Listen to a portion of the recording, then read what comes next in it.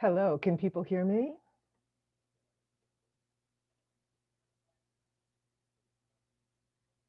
Yes, Patricia, welcome. Thank you. Are we ready? Yes, you have now 15 minutes. Okay, thank you so much. And my apologies. I would like to share my screen if that's okay.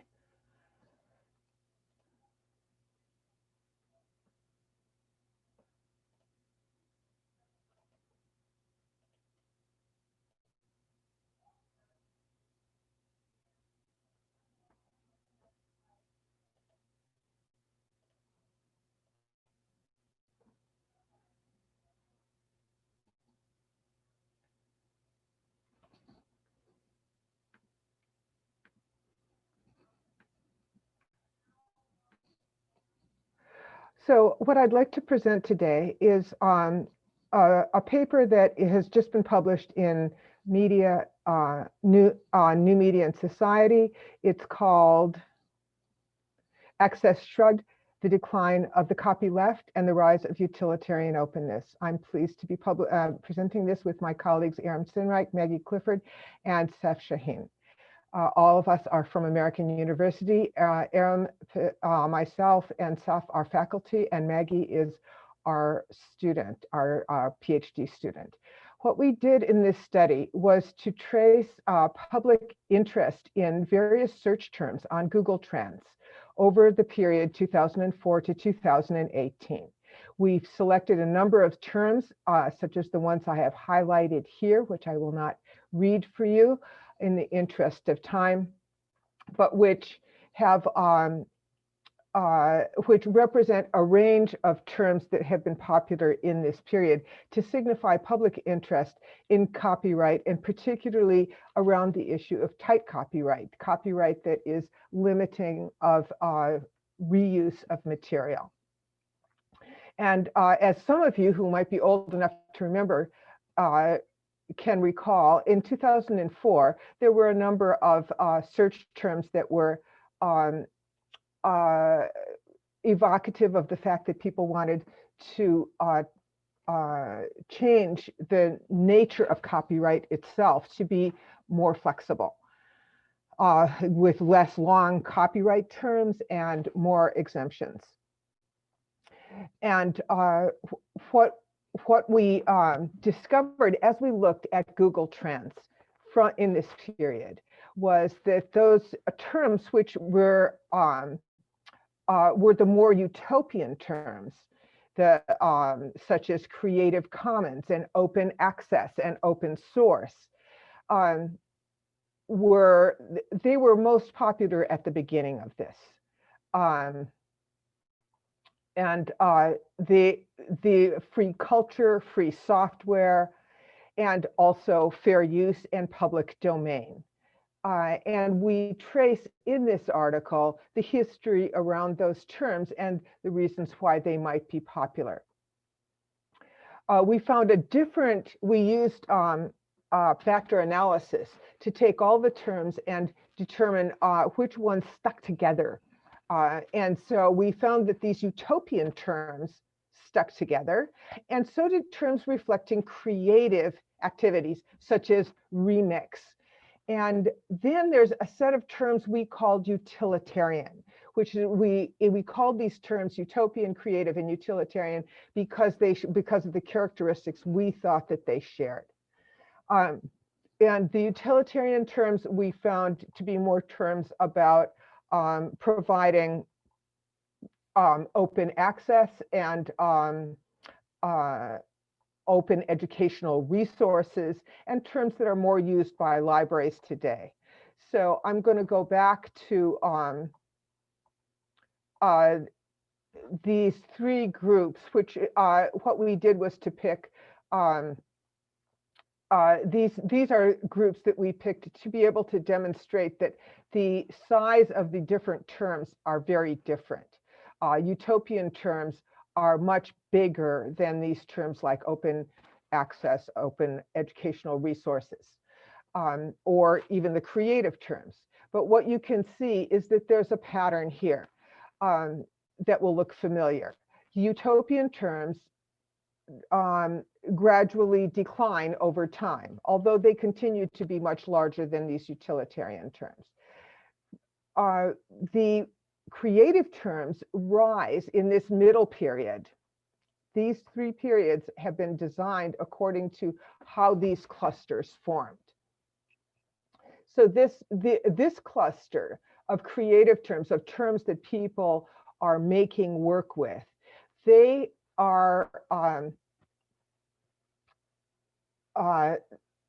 they tend to be most popular after the internet, the World Wide Web is widely circulated and tools for being able to share develop, but they have not yet been commoditized. By commoditizing, I mean things like having filters on Instagram and having meme engines that mean that you don't have to remix it yourself. You can get there's functions for that. And so these terms start being searched less on Google Trends about the time that those new commercial applications come in. And then there's a term that is the least popular overall, but that rises over time. And that is the group of terms used by librarians and people interested in providing free access within the terms of copyright today, or easier access to copyrighted materials. Thus, you see these three patterns. We interpret these three patterns in the following way. There has been a decline, although there still remains a substantial interest in utopian approaches to copyright reform. Approaches to copyright reform that denounce the limits of strict copyright and expand the options for potentially unknown innovation. That has declined over time, but remains interesting. There is a substantial interest in creative remix and work that involves creative uses of the capacity of digital to copy and then be remade into something else. But that somewhat declines with commercial applications. And then there's a pretty steady increase from the middle of this period on, which is continuing to grow in open access materials and open educational resources. You'll notice that in each one of these cases, there's a little kind of a dip and an increase at the very end. That is actually typical of the end of any Google Trends line. So what do we conclude from this? We provide other ways of measuring these and show you, we also break out each of the lines so that you can see which ones of them are the most popular, but I will not go through all of this for you. You can see that if we map those trend lines over time, you can see this is, for instance, group 2, remix, mashup, Creative Commons, open access, compared actually. Yes, these terms follow a certain similarity. You can see the similarity we're talking about. And then open access, open educational resources in A2K, I'm sorry, I said open access earlier, A2K, show pretty similar lines. And you have to, the caveat here is that you have to realize that these are mapped against themselves, so that this is the point at which these terms are the most popular. This is the time when OER is least popular. And all that Google Trends will measure is the, given the total amount of times that people have searched for these terms, when was it the most popular, when was it the least popular? So that's what you're getting in the limits of Google search. We did this in order to make, to sort of take the temperature of public interest in copyright reform. And our interpretation is that while there's been a decline in a utopian perspective, there's actually been a rather hopeful increase in a more utilitarian approach. And we think that this is important for anybody who is working in a policy realm or on public campaigns, to realize that while that interest in the utopian approach has not gone away, there's actually a rising interest. And I would submit potentially among copyright policymakers, as well as in the general public, in these more utilitarian approaches. And if you were building public campaigns, you would want to be aware of all of that. Thank you very much. I'm happy to take any questions. And thank you for this time. My apologies for having technological difficulties at the start.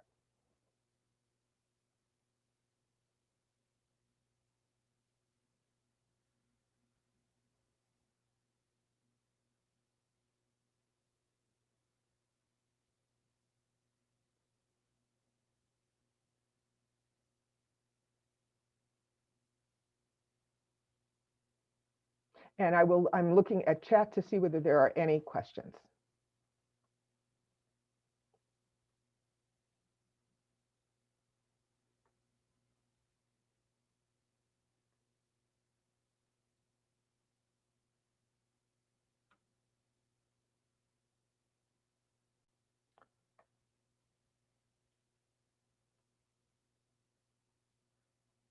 And if anybody is raising their hands, I do not see any hands raised.